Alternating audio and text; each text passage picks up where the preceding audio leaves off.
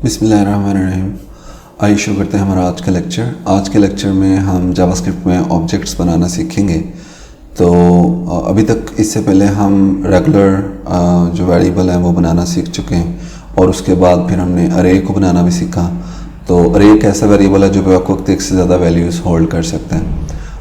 अलबत्ता अरे में जहाँ पर मतलब ये सहूलत है कि आप बहुत सारी वैल्यूज़ बैक वक्त जमा कर सकते हैं, वहाँ पर ये एक उसमें दिक्कत भी है कि दिक्कत ये है कि आप जब उसमें कोई वैल्यू स्टोर करते हैं तो आपको उसका एग्जैक्ट इंडेक्स जो है ना वो याद होना चाहिए। तो इमेजिन करें कि अगर आप एक अरे बनाई है और उसमें आपने 3 सब्जेक्ट के मार्क्स जो है ना वो स्टोर किए हुए हैं, तो अब आपको एग्जैक्ट इंडेक्स याद होना चाहिए कि किस इंडेक्स पे आपने किस सब्जेक्ट के मार्क्स स्टोर किए हैं। ठीक है, अगर मैं आपको एक एग्जांपल दिखाऊं, लेट मार्क्स, और उसके बाद हम कहेंगे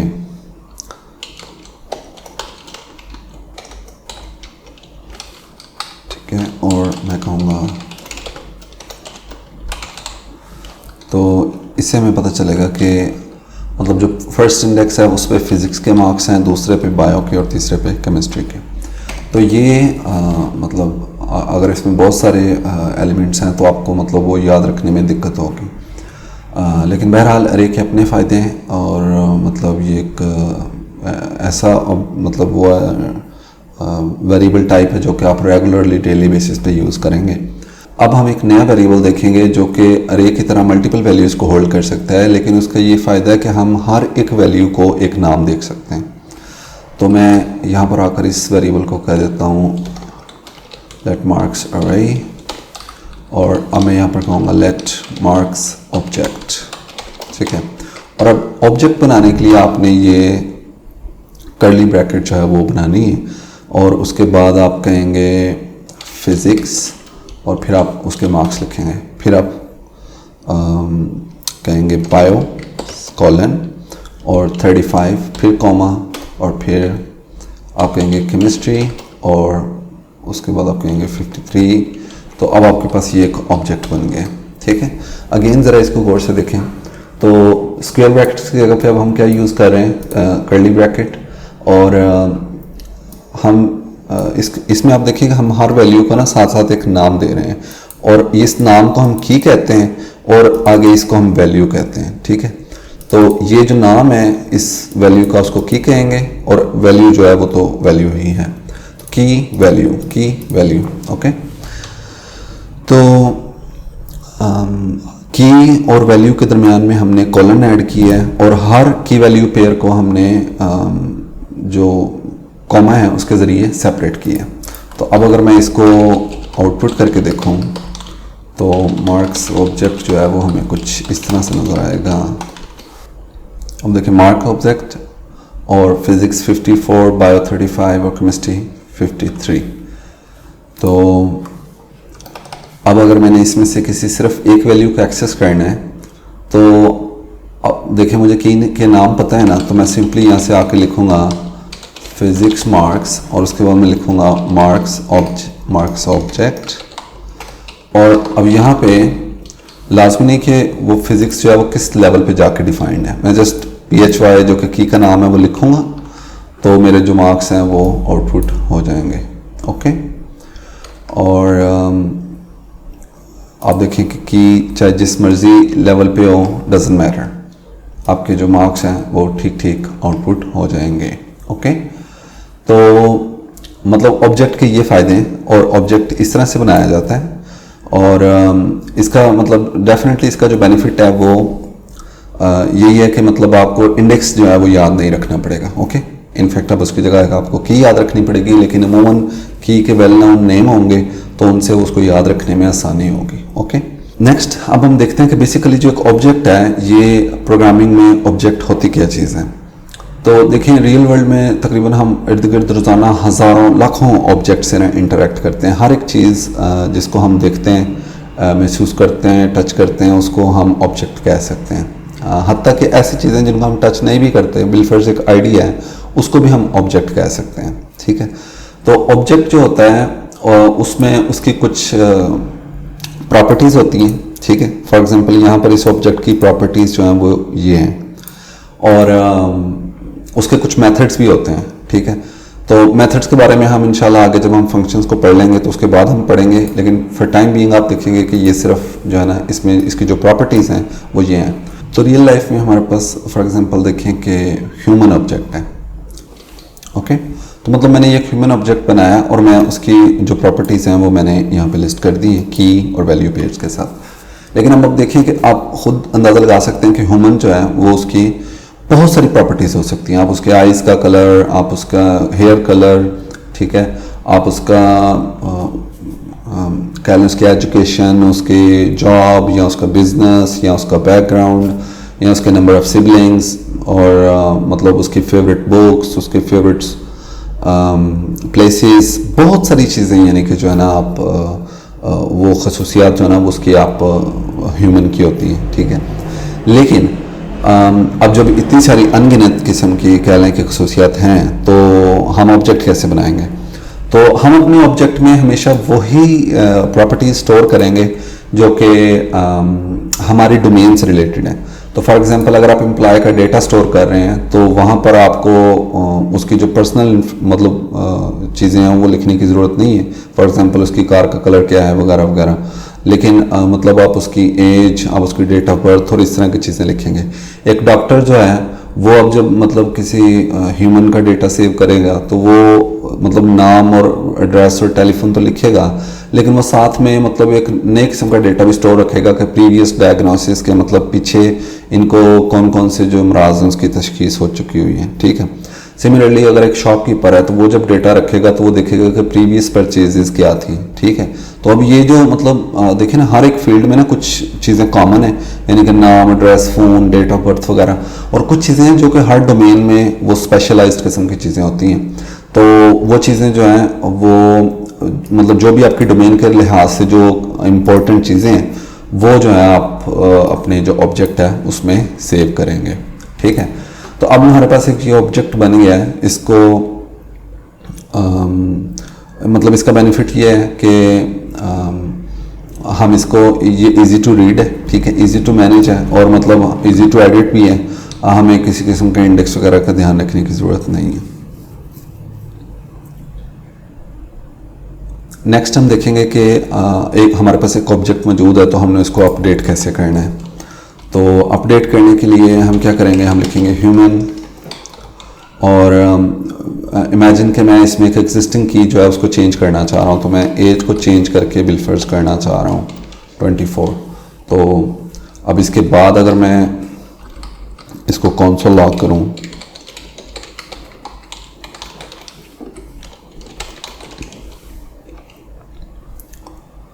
तो अब देखिए कि जो एज है वो 24 हो गई।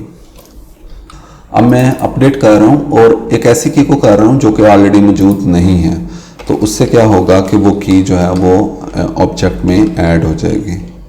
तो अब देखिए कि जो दूसरे नंबर पे आएगा उसमें फेवरेट बुक जो है वो भी मौजूद है।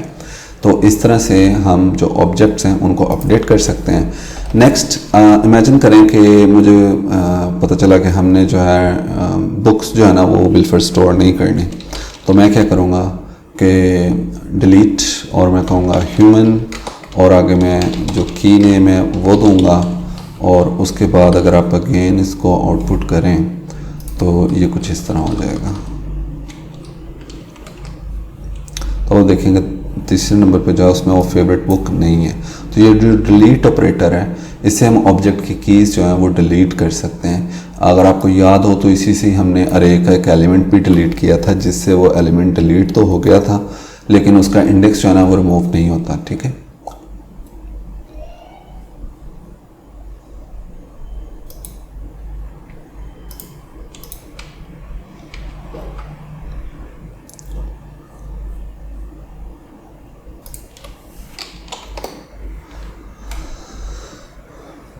नेक्स्ट हम देखेंगे कि हम ऑब्जेक्ट के अंदर भी ऑब्जेक्ट जो है ना वो बना सकते हैं। तो मैं क्या करता हूँ कि अपना जो ह्यूमन वाला ऑब्जेक्ट है वो कॉपी कर लेता हूँ फॉर एग्जांपल यहाँ से। तो अब हमें पता चला कि जो हमने एड्रेस में स्टेट, सिटी, ठीक है, ये जो है ना अलग से स्टोर करने हैं। तो मैं सिंपली जैसे ऊपर मैंने ह्यूमन का ऑब्जेक्ट बनाया है ना, तो मैं इसी तरह एड्रेस पे आके ये कर्ली ब्रैकेट लगा के यहाँ पर एक और ऑब्जेक्ट बना लूँगा और वहाँ पे मैं कहूँगा जी स्टेट जो है वो ये है और सिटी जो है वो ये है और स्ट्रीट जो है वो बिल्फर्स ये है और उसके बाद I don't know may be आप हाउस नंबर या कुछ और चीज़ ऐड करना चाहें तो वो भी कर सकते हैं। कहने का मकसद ये है कि ऑब्जेक्ट के अंदर जो है ना अभी आप ऑब्जेक्ट बना सकते हैं और इसके अंदर भी ऑब्जेक्ट बना सकते हैं। आप जितने मर्जी चाहे लेवल्स पे ना इनको डीपली नेस्ट कर सकते हैं, ठीक है। तो अब जब ये इस तरह होगा तो फिर इसको एक्सेस कैसे करेंगे, तो हम लिखेंगे console log और फिर मैं कहूँगा ह्यूमन और फिर हम कहेंगे जी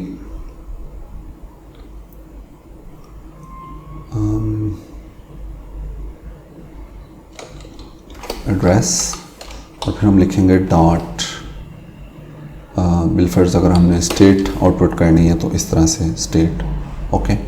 सिमिलरली अगर हमने सिटी करना है तो हम इसको सिटी लिखेंगे। तो इससे आप देखें कि जो हमारा स्टेट और सिटी है वो आउटपुट हो गए।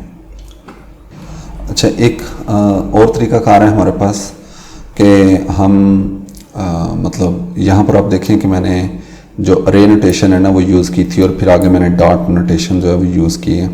तो हम सारे को अरे नोटेशन में भी कर सकते हैं या हम सारे को डॉट नोटेशन में भी कर सकते हैं, ओके। तो फॉर एग्जांपल अगर मैं यहाँ पर ये लिख दूँ स्टेट, तो ये और यहाँ पर मैं लिख दूँ, तो इन दोनों की आउटपुट जो है ना वो सेम होगी। अब देखें कि पहले दोनों वैल्यूज़ जो हैं वो पंजाब हैं और मतलब अब इन दोनों में से कोई भी जो तरीकाकार है वो यूज़ कर सकते हैं। अमूमन ऑब्जेक्ट के साथ जो है ना वो आप देखेंगे कि ये वाला जो है ना डॉट जो नोटेशन है ये यूज़ की गई होगी, ठीक है। तो ये जितने लेवल पे नेस्टेड है ना आप इसी की तरह इसको एक्सेस कर सकते हैं, ओके। तो मतलब यहाँ पर हमने देखा कि ऑब्जेक्ट के अंदर जो ऑब्जेक्ट है वो कैसे बनाया जाएगा। नेक्स्ट हम देखेंगे कि ऑब्जेक्ट में अरेज कैसे स्टोर की जाती हैं। तो अब इमेजिन करें कि जो फेवरेट फ्रूट्स हैं, तो अगर मैं वो यहाँ पर लिखूँ फेवरेट फ्रूट्स, तो वो उनकी तादाद जो है ना वो एक से ज़्यादा हो सकती है, ठीक है। तो बिलफर्स मैंगो है और ऑरेंज है और एप्पल है, ठीक है। तो अब देखें ऑब्जेक्ट के अंदर हमने एक अदद अरे बना दी है। तो हमें ऑब्जेक्ट को भी एक्सेस करने का तरीका पता है, अरे को भी एक्सेस करने का तरीका पता है। तो हम क्या करेंगे, पहले हम ऑब्जेक्ट को एक्सेस करेंगे ह्यूमन डॉट फेवरेट फ्रूट्स। अब जो फेवरेट फ्रूट्स हैं वो अरे है, तो अगर हमने उसमें से पहला जो है वो फ्रूट आउटपुट करना है तो हम 0 इंडेक्स देंगे। तो अब देखिए कि हमारे पास जो आउटपुट है वो आ गई मैंगो, ओके। और सिमिलरली अगर मतलब आपने दूसरा इंडेक्स करना था तो आप 1 लिखेंगे, ओके। तो रेगुलरली जैसे हम अरे को एक्सेस करते हैं। तो ये हमने देखा कि आप ऑब्जेक्ट के अंदर जो अरे है वो कैसे स्टोर कर सकते हैं। नेक्स्ट हम देखेंगे कि आप ऑब्जेक्ट को अरेज में कैसे स्टोर कर सकते हैं। अभी तो हमने देखा ना कि ऑब्जेक्ट के अंदर अरे कैसे बनानी है।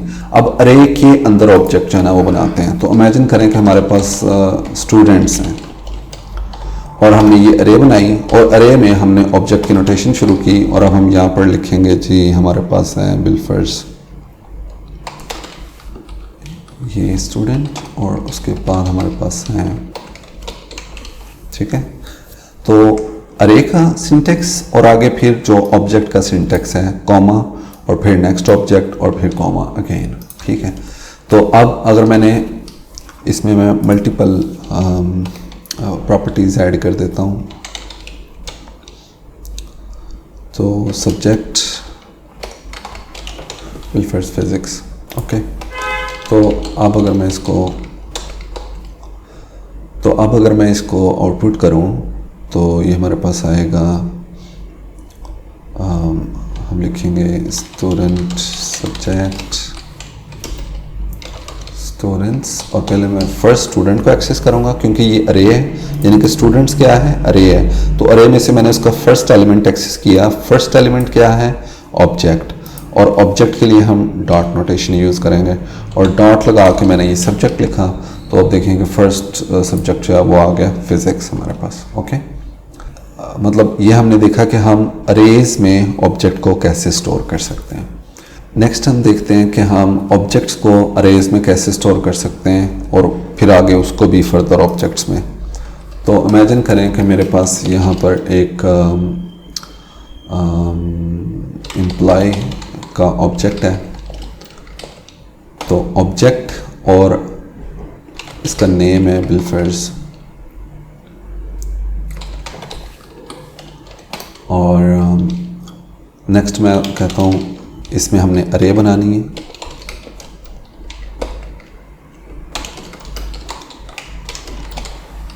ओके, और ये बुक का नाम है।